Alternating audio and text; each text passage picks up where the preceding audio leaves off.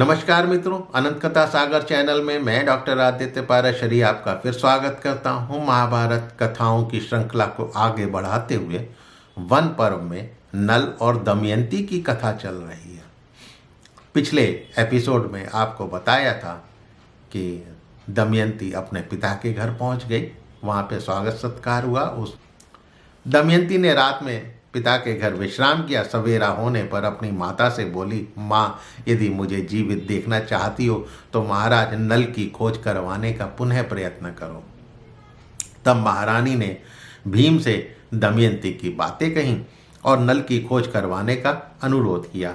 तब भीम ने अपने अधीनस्थ ब्राह्मणों को पुनः नल की खोज में भेजा। तब ब्राह्मणों ने जाने से पहले दमयंती से पूछा कि आपको कुछ कहना है, हम लोग नल का पता लगाने के लिए जा रहे हैं। तब दमयंती ने कहा कि सब राष्ट्रों में घूम घूम कर जन समुदाय में आप लोग मेरी यह बात बार बार बोलें क्या?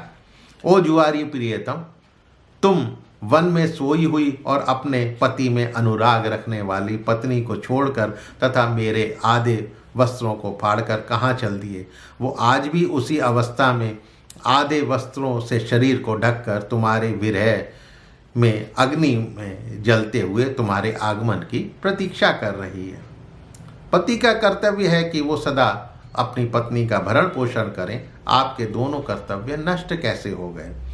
ब्राह्मणों, यदि आपको किसी भी प्रकार कोई उत्तर दे तो उसका पूरा परिचय प्राप्त करें। किसी भी तरह से ये मालूम ना हो कि आप मेरी आज्ञा से ये बात कह रहे हैं। जब कोई उत्तर मिल जाए तो उसे याद रखते हुए आप तुरंत मेरे पास लौट आएं। उत्तर देने वाला चाहे धनवान हो या निर्धन, समर्थ हो अथवा असमर्थ, वो क्या करना चाहता है जानने का प्रयत्न करें। दमयंती के ऐसा कहने पर सभी ब्राह्मण अलग अलग दिशाओं में नल की खोज को निकल पड़े और दमयंती के कहे वाक्य सभी जगह सुनाने लगे, लेकिन कोई पता नहीं लग पा रहा था। काफी समय के बाद एक ब्राह्मण जिसका नाम था परणाद, वो राजधानी में लौटकर दमयंती से बोलता है, राजकुमारी, मैं नल को ढूंढता हुआ अयोध्या नगरी में गया था और वहां राजा ऋतुपर्ण के दरबार में उपस्थित हुआ। वहां उपस्थित भीड़ को आपके द्वारा कहे गए वाक्य सुनाए, कई बार सुनाए। राजा ऋतुपर्ण ने भी सुना, लेकिन वो कुछ नहीं बोले। कोई सभासद इसका उत्तर नहीं दे सका। परंतु ऋतुपर्ण के यहाँ पर बाहुक नाम का एक पुरुष है जो चलते समय एकांत में उसने मुझे तुम्हारी बातों का उत्तर दिया।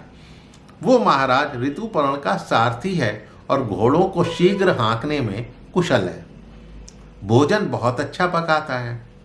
बाहुक लंबी लंबी सांस खींचकर कई बार रोया पहले और फिर बोला, उत्तम कुल की स्त्रियां बड़े भारी संकट में पड़कर भी स्वयं अपनी रक्षा करती हैं। ऐसा करके वो स्वर्ग और सत्य दोनों पर ही विजय प्राप्त कर लेती हैं। श्रेष्ठ नारियां अपने पति से परित्यक्त होकर भी कभी क्रोध नहीं करती। वे सदाचार रूपी कवच से आवृत प्राणों को धारण करती हैं। वो पुरुष बड़े संकट में था तथा सुख साधनों से वंचित होकर किंकर्तव्य विमूढ़ हो गया था। ऐसी दशा में उसने अपने पति का त्याग किया है, तो इसके लिए पत्नी को उस पर क्रोध नहीं करना चाहिए।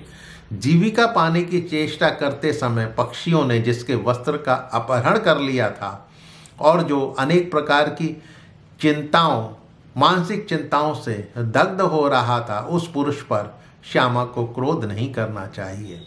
पति ने उसका सत्कार किया हो अथवा असत्कार, उसे चाहिए कि पति को वैसे संकट में पड़ा देखकर उसे क्षमा कर दे, क्योंकि वो राज्य और लक्ष्मी से वंचित हो, भूख से पीड़ित एवं विपत्ति के अथाह सागर में डूबा हुआ था। ये कहकर बाहुक रूप में नल अपने उमड़ते हुए आंसुओं को रोक नहीं पाए।